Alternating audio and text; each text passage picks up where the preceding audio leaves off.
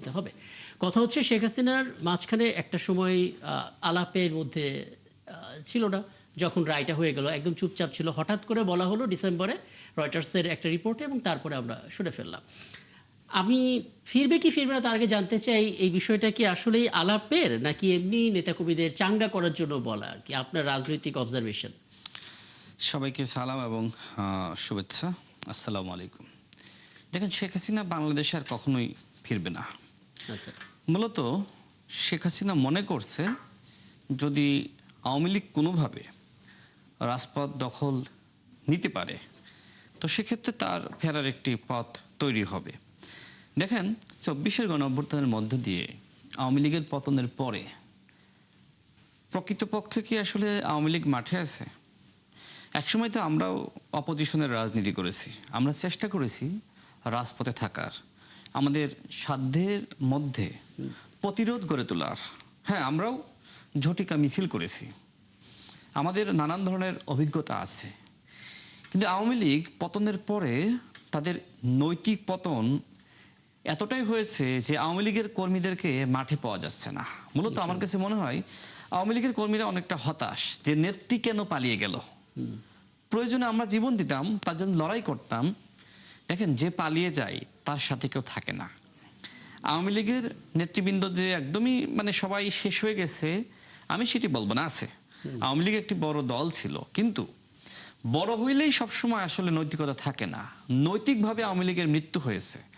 এবং বাংলাদেশে যারা সরকারি দলে, যারা বিরোধী দলে রয়েছে, সবাই কিন্তু কমন একটা জায়গায় সবাই মোটামুটি ঐক্যমতে আছে। সেটি হলো যে শেখ হাসিনা আমার শত্রু, আপনার শত্রু। যদি বাংলাদেশে আওয়ামী লীগ কখনো ফিরে আসে তাহলে আমরা কে এখন সরকারি দলে আর কে অপোজিশনে, এইটা সে দেখবেন না না না, কমন জায়গাতে এক আছে, ঠিক আছে, কিন্তু আনকমন জায়গাগুলোতে এমন বিরোধের পর্যায়ে চলে যাচ্ছে যে কমন জায়গায় তো ঝাঁকি খাচ্ছে আসলে। না, সেটা আলাদা বিষয়, আমি সেই প্রসঙ্গে আসবো। দেখেন, শেখ হাসিনা বাংলাদেশে আসবে না, তার অনেকগুলো কারণ আছে। কারণ শেখ হাসিনা বাংলাদেশে আসলেই তাকে কিন্তু কারাগারে যেতে হবে, এবং বিচারিক প্রক্রিয়ার মধ্য দিয়ে শেখ হাসিনার একমাত্র শাস্তি সেটা আসলে ফাঁসিতে ঝুলিয়ে মৃত্যুদণ্ড কার্যকর করে, এটা তার হবে। এখন শেখ হাসিনা যদি, তিনি যে কথা বলছেন যে ডিসেম্বরে সে বাংলাদেশে ফিরবে, আজকে নিশ্চয়ই আমার এই বক্তব্য রেকর্ডের হয়ে থাকবে। আমি আপনাকে বলছি, আমি চ্যালেঞ্জ করে বলছি যে শেখ হাসিনা ডিসেম্বরে বাংলাদেশে আসবে না। আর যদি শেখ হাসিনা ফাঁসির দড়িতে ঝোলার জন্য বাংলাদেশে আসে, তাহলে আমি রাশেদ খান আজকের এই টকশোতে বলছি, সে বলল না যে মাথা উঁচু করে আমি বাংলাদেশে আসব, আমি রাশেদ খান ফুলের তোড়া হাতে তাকে রিসিভ করার জন্য যাব, শুধুমাত্র তার সাহস দেখার জন্য।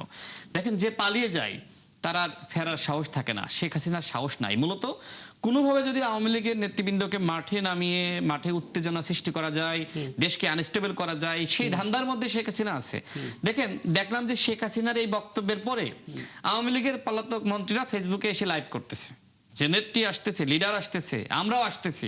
তো আপনারা আগে আসেন, নেত্রী আসার জন্য আপনারা কেন অপেক্ষা করবেন? আসেন, আপনারা এসে মাঠটা তৈরি করেন, এরপরে শেখ হাসিনাকে আনেন, সেটা প্রধান নেতৃত্ব।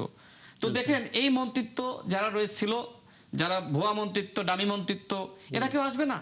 তো আওয়ামী লীগের নেতৃবৃন্দকে মূলত যারা বাংলাদেশে আছে, যাদের উপর আমরা কোনো জুলুম করি নাই, তাদেরকে মূলত উত্তেজিত করার জন্য, উস্কানি দেওয়ার জন্য এই ধরনের কথাবার্তা বলতেছে। আমি জাস্ট এই সকল সাধারণ নেতাকর্মীদেরকে বলবো যে আপনারা শেখ হাসিনার ফাঁদে পা দিয়েন না, আপনারা এই পলাতক মন্ত্রীদের ফাঁদে পা দিয়েন না। তারা কিন্তু পরিবার নিয়ে পালিয়ে গেছে। দেখেন, যে সময় শেখ হাসিনা মনে করলো যে তার পতন হচ্ছে, আওয়ামী লীগের মন্ত্রীরা মনে করলো যে তাদের পতন হচ্ছে, পরিবারকে আগেই পাঠিয়ে দিয়েছে। এই যে জুনায়েদ আহমেদ পলক, তার পরিবারকে সে আগেই পাঠিয়ে দিয়েছিল না? সে কিন্তু পরে পালাতে চেয়েছিল। তো যারা এই নেতাকর্মীদের উপরে যাদের ন্যূনতম মায়া ছিল না, তারা কি করবে, কোথায় যাবে, কে নেতৃত্ব দেবে?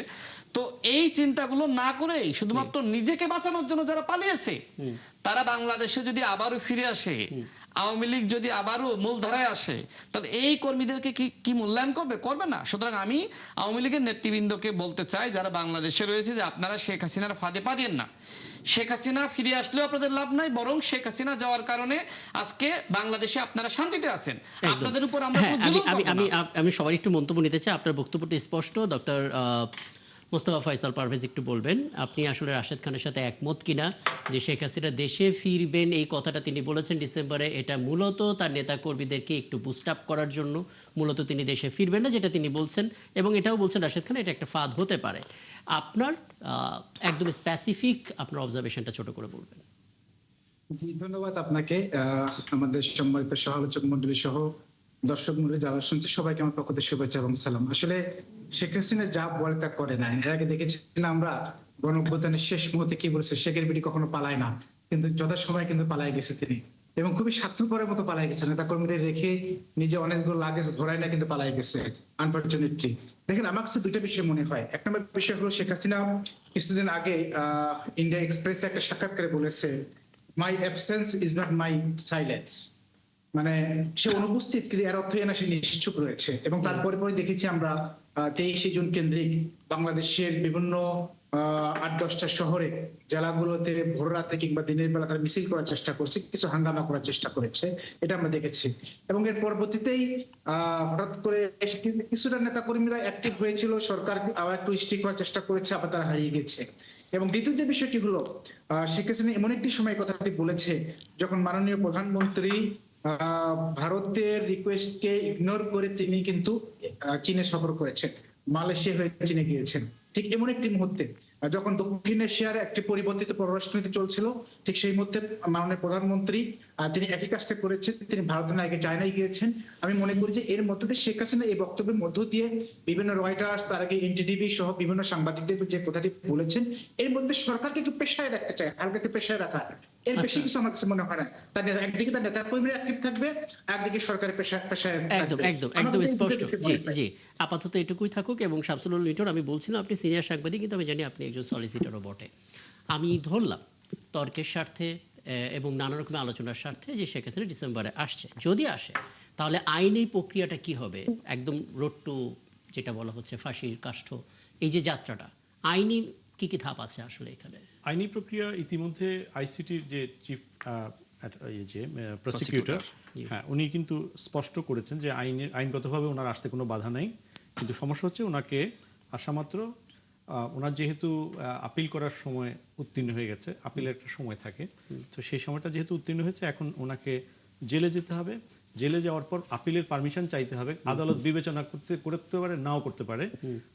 স্পেশাল কনসিডারেশনে সময় উত্তীর্ণ হওয়ার পরেও তিনি যদি রিজনেবল গ্রাউন্ড দিয়ে আদালতকে সন্তুষ্ট করতে পারেন, তাহলে সেটা রিভিউতে যেতে পারে, আপিলে যেতে পারে, কিন্তু ওনাকে সরাসরি জেলখানা যেতে পারে। আমি নিশ্চিত না রাশেদ খান তাকে ফুলটা দেওয়ার সুযোগ পাবে কিনা, কারণ বিমানবন্দরের ওখানে, ওটা তো ইন্টারন্যাশনাল জোন, ওখানে সঙ্গে সঙ্গেই তাকে গ্রেফতার করতে হবে বিমানের থেকে। এবং বিমানের যাত্রীরা আমরা যখন যেখানে যাই, আমাদের ডেটা কিন্তু অনেক ঘন্টা আগে, অনেক দিনও আগে, কোনো কোনো দেশে অনেক দিন আগে। নিজেই আসতে পারবে নাকি ওনাকে ভারত হ্যান্ড ওভার করতে হবে? এটা আরেকটা প্রশ্ন।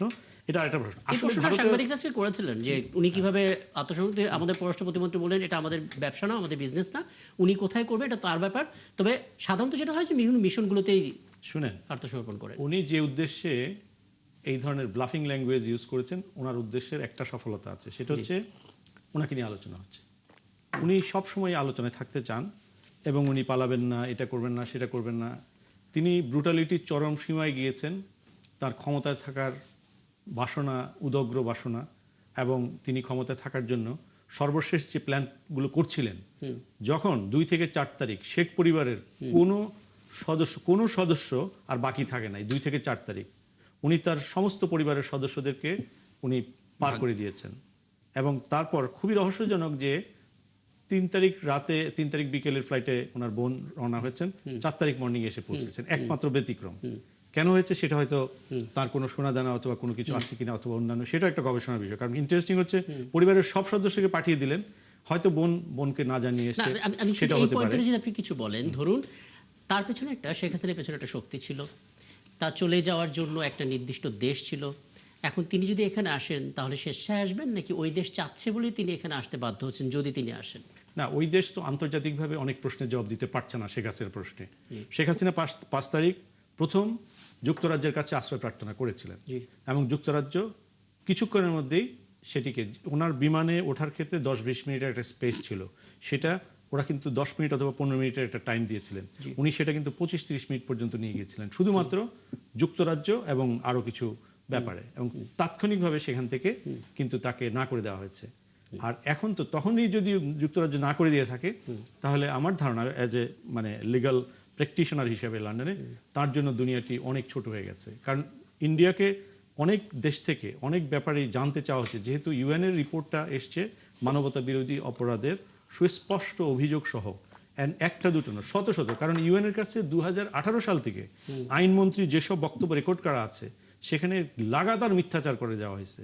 ইউএন কিন্তু একটা ইন্টারন্যাশনাল এঙ্গেজমেন্ট ফোরাম, ইউএন কিন্তু কোনো বিচারক ফোরাম না, কিন্তু যেখানে কে কোন দেশ কি বলে এবং সেই প্রেক্ষিতে তাদের যে মাল্টিন্যাশনাল এঙ্গেজমেন্টের মাধ্যমে যে ফাইন্ডিংটা পায়, এগুলো সব কিছু তাদের কাছে থাকে। That is evidence. না, ইন্ডিয়া তো দেখবে যে বাংলাদেশের সঙ্গে যেহেতু চীনের সম্পর্ক ভালো হচ্ছে, স্বভাবতই ইন্ডিয়া বাংলাদেশকে একটু চাপে রাখতে চাইবে তাদের ফরেন ডিপ্লোমেসি অনুসারে। সেই হিসেবে শেখ হাসিনা একটা ভালো কার্ড হতে পারে কিনা তাদের জন্য। না, সেটা তাদের পলিটিক্যাল কার্ড, কিন্তু ইন্ডিয়ার একটা দিক আমরা অনেকেই জানি না। ইন্ডিয়ার বোম্বের ছবি যেমন অনেকে দেখে, মজা পায়, আনন্দ পায়, ইন্ডিয়ার মানবাধিকারের রেকর্ড কিন্তু খুবই খারাপ। ইভেন মিডল ইস্টের দেশগুলো যেগুলো মানবাধিকার কম্প্রোমাইজড তার চেয়েও খারাপ।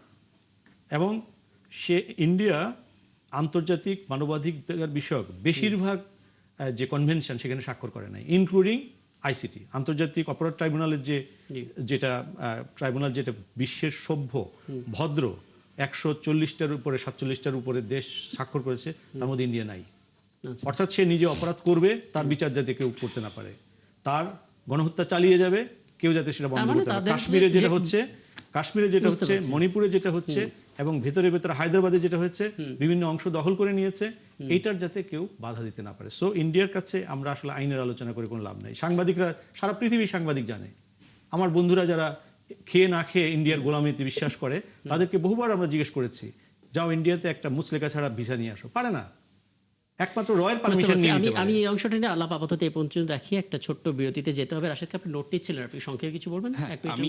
এক মিনিটের মধ্যে বলবো। দেখেন, আমি যতটুকু জানতে পেরেছি সেটা হলো যে শেখ হাসিনা নিজে চাইলেও সে সরাসরি বাংলাদেশে ফিরতে পারবে না। সেটা বিমানবন্দরে তাকে অ্যারেস্ট করা হোক বা না হোক, তাকে ভারত অবশ্যই হ্যান্ড ওভার করতে হবে। এর কারণটা হলো যে ভারত তাকে আশ্রয় দিয়েছে। সুতরাং এখন যদি এই ভারত শেখ হাসিনাকে বাংলাদেশ সরকারের কাছে আনুষ্ঠানিকভাবে হ্যান্ড ওভার না করে, তাহলে বাংলাদেশের জনগণের সাথে আসলে ভারতের সম্পর্কের উন্নয়ন হচ্ছে না। এবং আন্তর্জাতিকভাবে নানান ধরনের বক্তব্য রয়েছে, যেটা ভাই বললেন। সুতরাং আমার কাছে মনে হয় যে এই মুহূর্তে আসলে ভারতও শেখ হাসিনাকে আর রাখতে চায় না। আর যে কথা আপনি বললেন যে শেখ হাসিনাকে ভারত আসলে কার্ড হিসেবে ব্যবহার করতে চায় কিনা, যেহেতু বাংলাদেশের মাননীয় প্রধানমন্ত্রী তিনি চীনে গিয়েছেন, সুতরাং বাংলাদেশকে একটা চ্যালেঞ্জের মুখোমুখি দাঁড় করানো। দেখেন, শেখ হাসিনা পচা জিনিস, তাকে কার্ড হিসেবে ভারত যদি ব্যবহার করতে চায়, শুধুমাত্র দুর্গন্ধ ছড়াবে। শেখ হাসিনা বা আওয়ামী লীগের রাজনীতি বাংলাদেশে আর এক্সিস্টিং নাই। এখন যদি ভারত মনে করে যে অতীতে যেভাবে তারা দেখেছে যে বাংলাদেশে আওয়ামী লীগ ছাড়া তাদের কোনো বন্ধু নাই, এখন আসলে ওই চিন্তার মধ্যে আর থাকার সুযোগ নাই। বরং বাংলাদেশের জনগণকে বন্ধু হিসেবে ভারতকে মেনে নিতেই হবে। কারণ ভারত যদি মনে করে যে বাংলাদেশের তিন পাশে আসলে আমরা রয়েছি, দেখেন আমরাও কিন্তু ভারতের তিন পাশে রয়েছি, সুতরাং এইটাকে ছোট হিসেবে দেখার কোনো সুযোগ নাই। গণঅভ্যুত্থানের সময় কিন্তু এদেশের মানুষ স্লোগান দিয়েছে, অনেক ধন্যবাদ। অন্তত এই বিষয়গুলো নিয়ে আলাপ এ পর্যন্ত থাকুক, এবং ডক্টর মোস্তফা ফয়সাল পারভেজ, আমি বিরতি থেকে ফিরে এসে আপনার কাছে একটু জানার চেষ্টা করব, ঘন্টা তিনেক আগে যে পার্লামেন্ট থেকে ওয়াকআউট করলো জামায়াতে ইসলামী সহ বিরোধী দলের টোটাল টিমটা, মানে প্রস্তাবটা আসলে মন্দ কোথায় ছিল সেটা একটু বলবেন। মানে অর্ধেকের কাছাকাছি সদস্য পদ দেওয়া হচ্ছিল আপনাদেরকে কমিটির মধ্যে থাকার জন্য, সংবিধান সংশোধন কমিটি, কিন্তু আপনারা সেখানে ছিলেন না। একটু জানার চেষ্টা করবো কারণটা। দর্শক, আপনারা